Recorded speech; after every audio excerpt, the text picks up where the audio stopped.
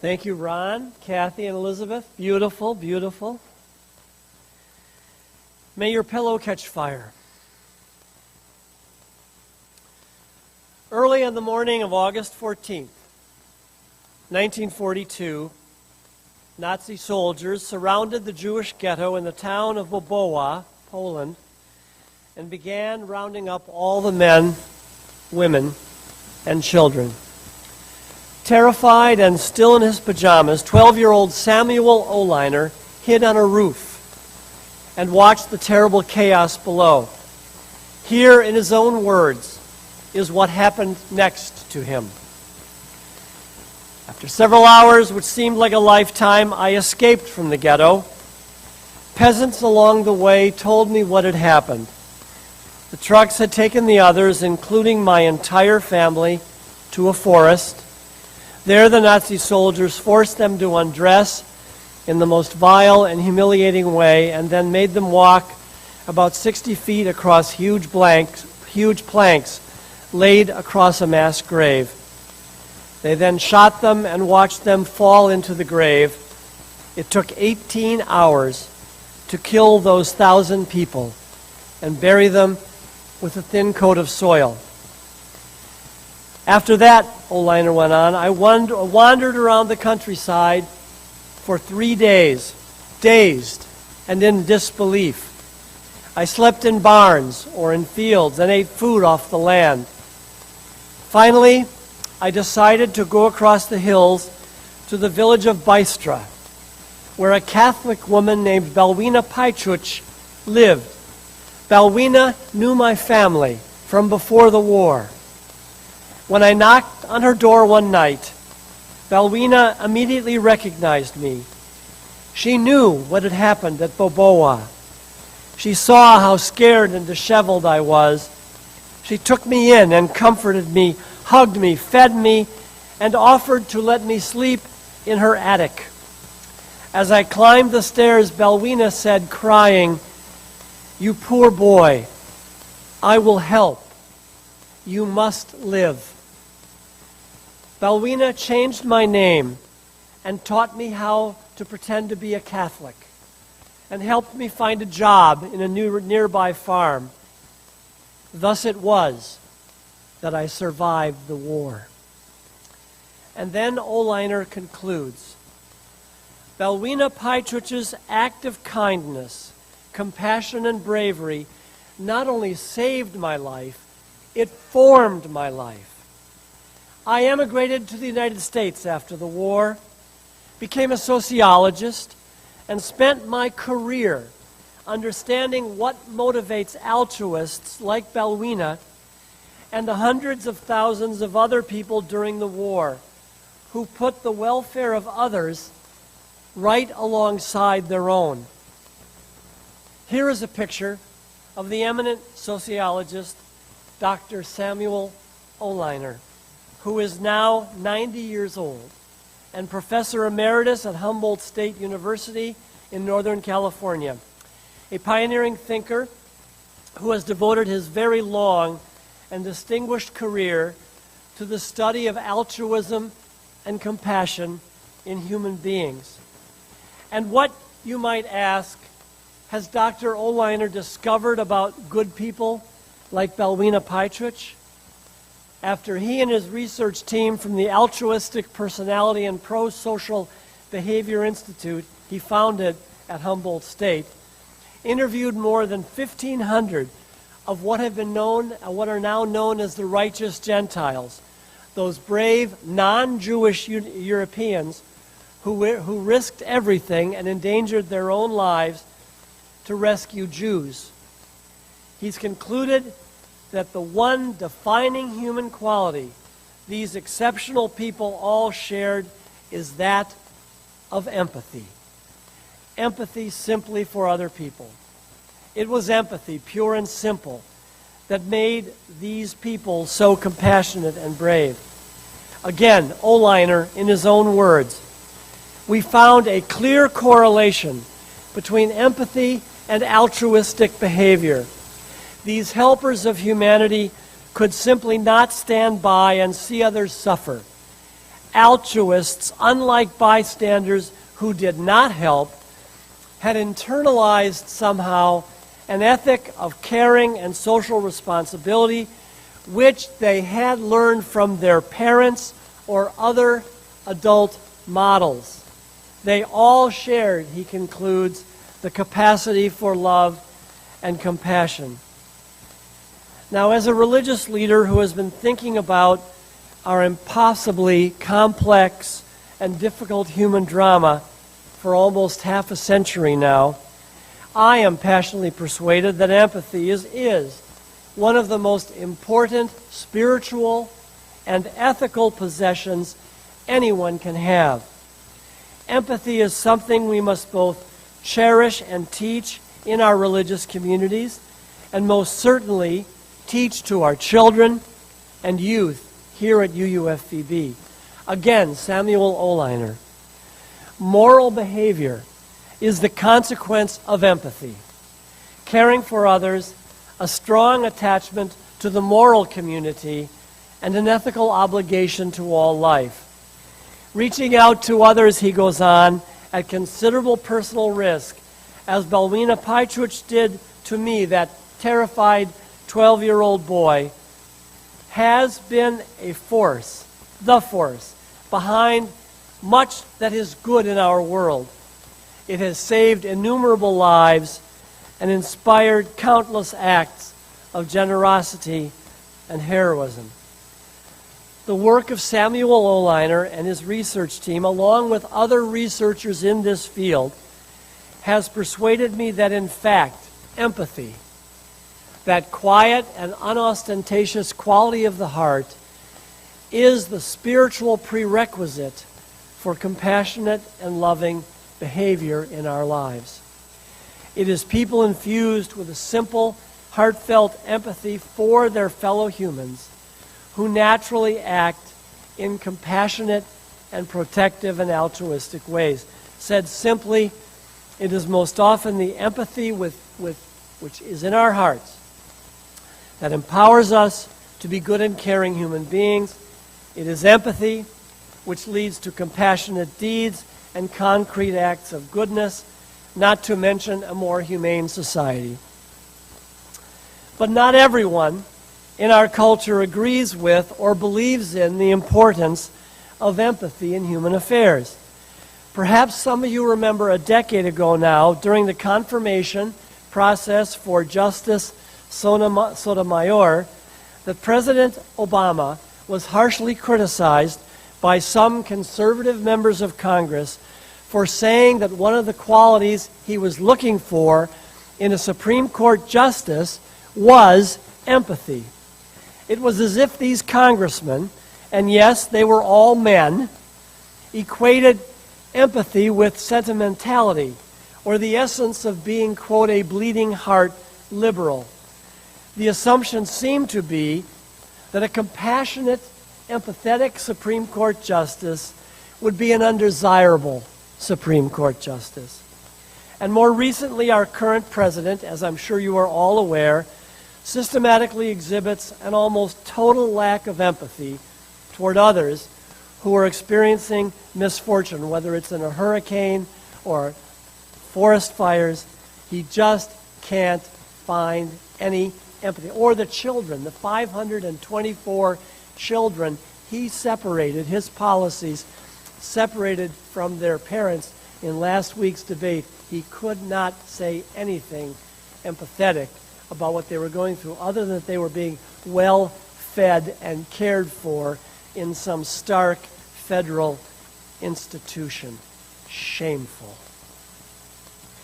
In a recent editorial in the Washington Post entitled, We're officially witnessing the total failure of empathy in presidential leadership, conservative Republican writer Michael Gerson points out that at a time in our national life when empathy is desperately needed for those many Americans facing hardship because of COVID and the environmental crisis and the forest fires, the current occupant of the White House, because, as Gerson puts it, his defects of heart and character, has proven himself totally unable to be even the slightest bit empathetic toward others, whether it be toward those who have died or lost their jobs because of the corona epidemic, or, as I say, those suffering from hurricanes or wildfires.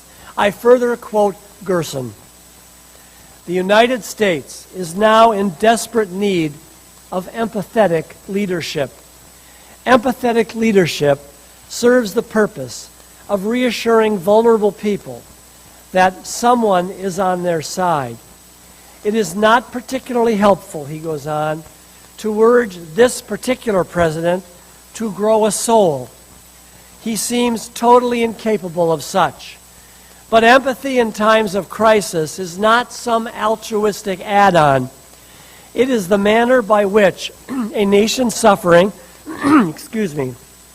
is given purpose, and a method of assuring the vulnerable that they will not be forgotten. And then Gerson ends. If the president cannot feel empathy, he needs to fake it. Again, regardless of your station or status in society, empathy is one of the most important moral and spiritual possessions any of us can have.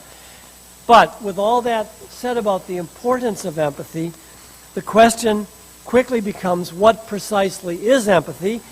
And two, is empathy for others something we can in fact cultivate and nurture in our lives and actually instill in our children? Let's begin by defining empathy, by looking at the etymology of the word itself. The English word empathy comes from the Greek word empatheia. Empatheia, the human quality of feeling into or feeling with another, which literally means feeling into. Empathy, then, as several authors that I consulted put it, is the quality of feeling into the situation of another. This is a much stronger human connection to another than sympathy, which I think of as the quality of feeling above, looking at someone and feeling sorry for them from above is sort of sympathy from a distance.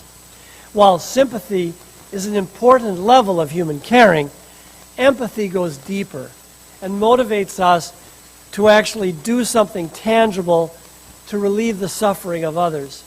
I like the way my colleague Richard Gilbert from Rochester, New York, puts all of this. Empathy, which is feeling the feelings of others, he writes, is at the core of kindness. It is the irrational root of ethics. It is the central ingredient in human compassion. The word compassion, he goes on, comes from the Latin com, meaning together, and pati, meaning to suffer. Thus, the word means literally to suffer together. In German, the word is Mitleid, feeling the misfortune of the other. There are times, Gilbert goes on, when our only response to another's pain is to share it. Sorrow shared is sorrow halved, is an old German saying. Empathy, then, he concludes, comes from a feeling of deep sympathy for another, and it is accompanied by a strong desire to alleviate the pain or remove its cause. Sympathy, feeling pity, turns to empathy, feeling with, and finally issues in action to serve the needs of the neighbor, unquote. And empathy at its best, I think, is not some complicated intellectual process. It is rather a simple emotional one. I am reminded of the story about a 9-year-old girl who was sent by her mother for a loaf of bread at the store, which was a short 5-minute walk down the street from where they lived. When the 9-year-old had not returned home with the bread after half an hour, the mother grew concerned. Just as she was about to set out to see what had become of her daughter, the girl bounded in the door with the loaf of bread. "What on earth kept you so long?" the mother inquired. The daughter answered, "Well, on the way back from the store, I came upon a boy who had fallen off his bike and hurt his leg. I had to stop and help him cry." Empathy, then, pure and simple, is the quality of feeling with or feeling into another's predicament or pain. And because of this close identification with what that person is going through, it causes us to do something good or compassionate about it. So empathy in here leads to compassion and goodness out there. And the absence or total lack of empathy in the heart also, conversely, leads to great evil. I had a wise and learned old colleague on Cape Cod, the Reverend Peter Fleck, a survivor of the Holocaust, who went on to run the Rothschilds' banking interests in the United States, in New York. He was a great, great man. Collins and I have been in his home before he and Ruth both have passed away now. They would be over 100. On his deathbed, he said to Jennifer Justice, the minister in the Provincetown Church that he helped to serve, he said on his deathbed, "I've become convinced that human evil is only possible if you look into the eyes of another human being and do not see God there." As a Unitarian Universalist committed to the theological idea that lies at the center of our faith, the inherent worth and dignity of every person, I am passionately persuaded that this statement of Peter Fleck's is true. If we do not see our beautiful human commonality when we look into the lives or the eyes of another, then we can do great evil to one another. One painful example of this evil that happens when empathy is absent happened recently in the Washington, D.C. area, and it was reported in the Washington Post the next morning. One afternoon, an emotionally distraught woman had climbed over the railing on a high bridge on Interstate 95 over the Rappahannock River, which just runs through Virginia, through the suburbs of Washington. As a state police negotiator tried during rush hour to talk her into his arms and safety, impatient motorists who wanted to get home started yelling, "Jump! Jump!" And she did. But as real as such acts of indifferent cruelty are in human affairs, I want to flip this theological and ethical observation back to the positive. And that's where I want to take you this morning. Another positive way of saying this is that human goodness and compassion blessedly can happen and regularly do happen when we look into the eyes of the situation of another and see the reflection of God, or at least, if you're a humanist, the reflection of your best self. What Balwina Paichuk saw when that knock came at the door that night in 1942 was not some subhuman creature to hate as the Nazis had portrayed the Jews, but simply a precious fellow human being to protect, which she did. All right. So now we know what human empathy is. But then the next critical question I ask is, so can we cultivate this in our hearts? And can we teach? Is this something we can teach to our children? And the good news here, folks, is that there's a lot of evidence to suggest that empathy is a natural human quality that can be cultivated. The good news is that empathy is a natural human quality that can be cultivated. First, it seems clear we are all naturally born with it.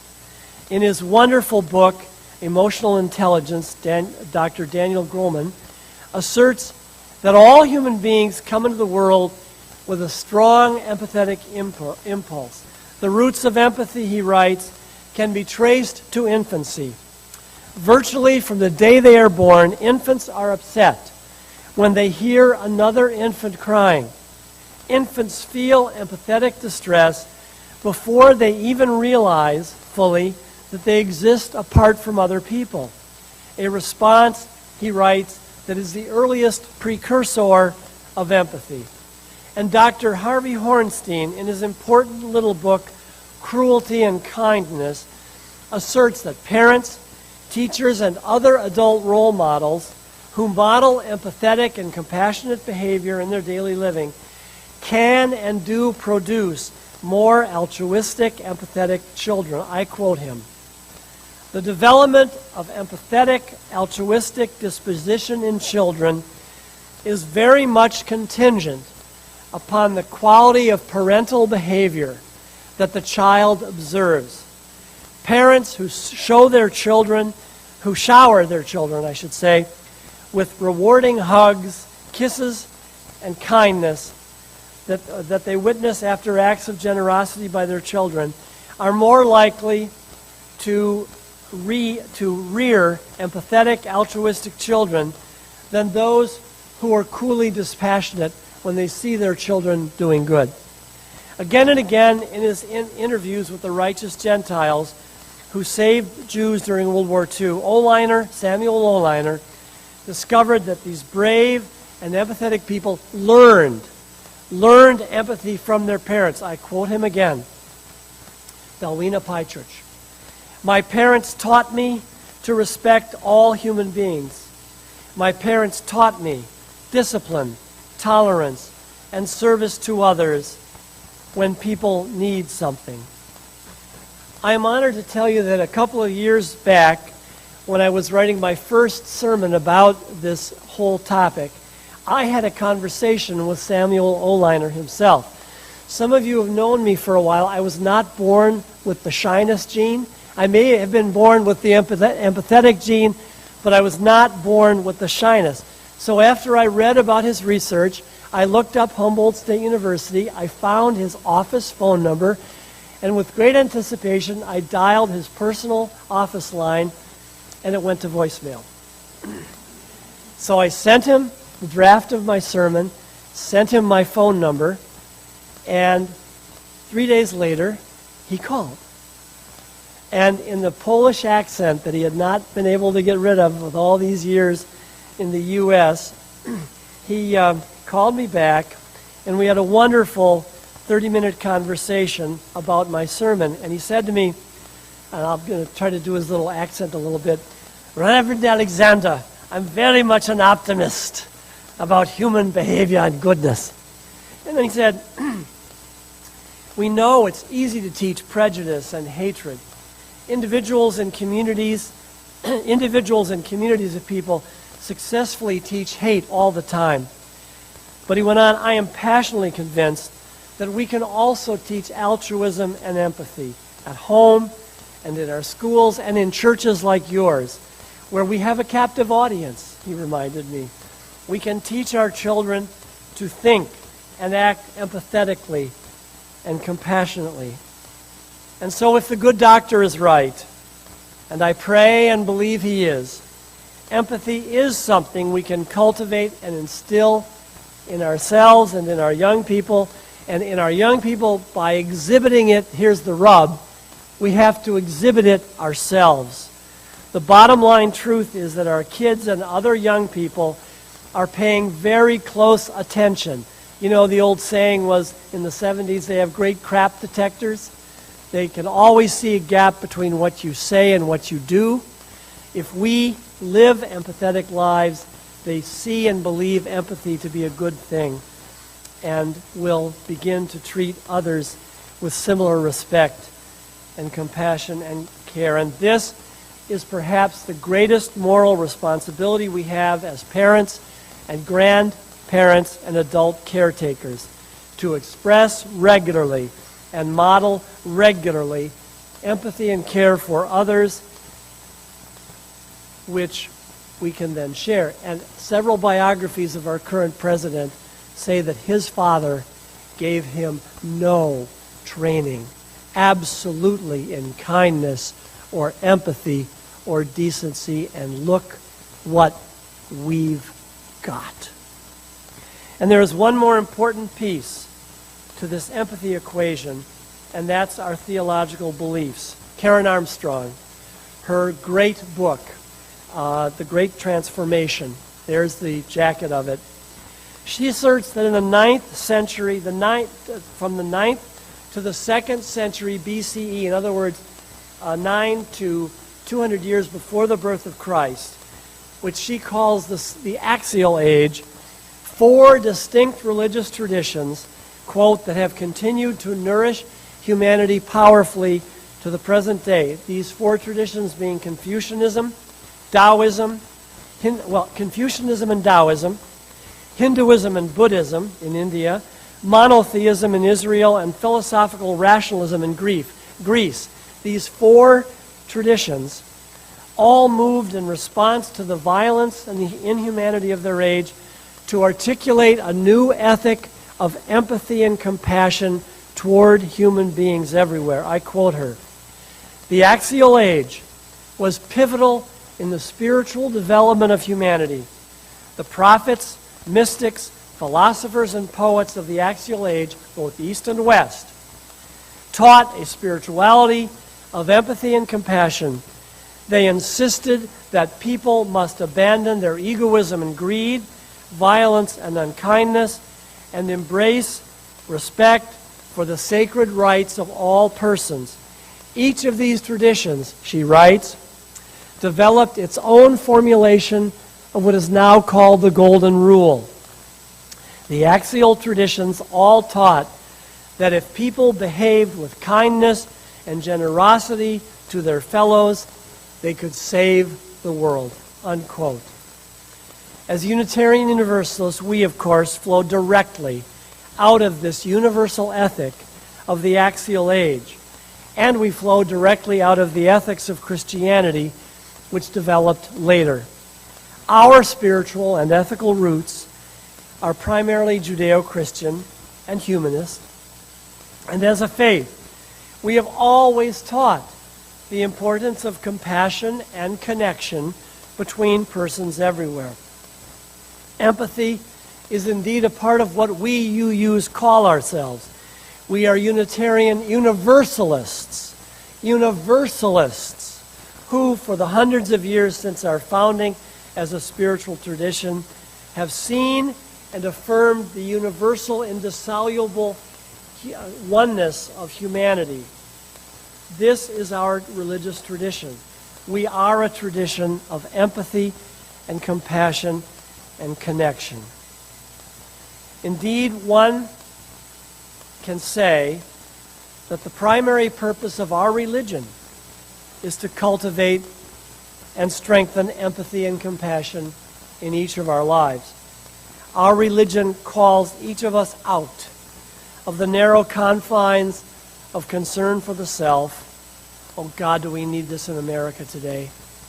To a wider ethic of compassion and connection with human beings everywhere. This is the soul and the substance of our religion. Connection and compassion. I want to end this morning by telling you an old tale it's an old Hasidic tale told by Elie Wiesel when he was alive, which reminds us of the power and the goodness of empathy. The story goes back to the days of the Roman Empire. It seems that a young Jew in his late teens in Jerusalem wanted to journey alone to the great city of Rome, which was then the bustling capital of the world as he knew it. A terribly exciting, adventurous destination for any young man. Well, his mother, as mothers are wont to do, protested about the dangers and difficulties of such a trip. But how will you manage? She asked him. How will you eat? Where will you sleep? Well, as an adolescent, he, of course, didn't really have any satisfactory answers. He just wanted to go on his big trip. He persisted, begging her for permission to go to Rome. Finally, his mother relented, saying, well, all right, perhaps you'll somehow make do finding food and work, but for sleep, you must take this pillow. And every night you must go outside the walls of Rome, find a nice place under a tree, and go to sleep using this pillow, so I know you will be at rest. Well, he went off to Rome, and each evening after enjoying the sights and sounds and sensations of the busy city, he did in fact venture out to the countryside, beyond the walls of a city, with his pillow and other spare belongings, to find a peaceful place to sleep. It went on like this for many days, but one night, just as the boy was falling asleep, his pillow caught fire. It spontaneously burst into flames. Wiesel, in his story, says, why was this so? The pillow caught fire that night because that night the temple in Jerusalem burned. And then Wiesel explains, it was the flames of empathy, concern, and connection with his community back home that kept the Jewish boy awake that night. Wiesel says that all Jews, no matter how far they wander from Jerusalem, mystically belong to one another in an indissoluble human community of connection and empathy. Thus it was empathy, pure and simple, that kept the boy awake that night. Causing his pillow to burst into flames was the suffering back home. So here is the bottom line this morning, dear friends. Empathy is the most important and valuable possession any of us can have, because it keeps us awake to and protective of the worth and dignity of other persons. And it increases our own humanity and worth. So may your pillow catch fire. Over your lifetime, may your heart grow in its capacity to express and embody empathy for others. May your pillow catch fire. May you evermore each become human beings who know deep to the heart of your indissoluble connection and responsibility for your fellow human beings. May your pillow catch fire. And may empathy, pure and simple, evermore infuse and ennoble your humanness. May your pillow catch fire. Amen.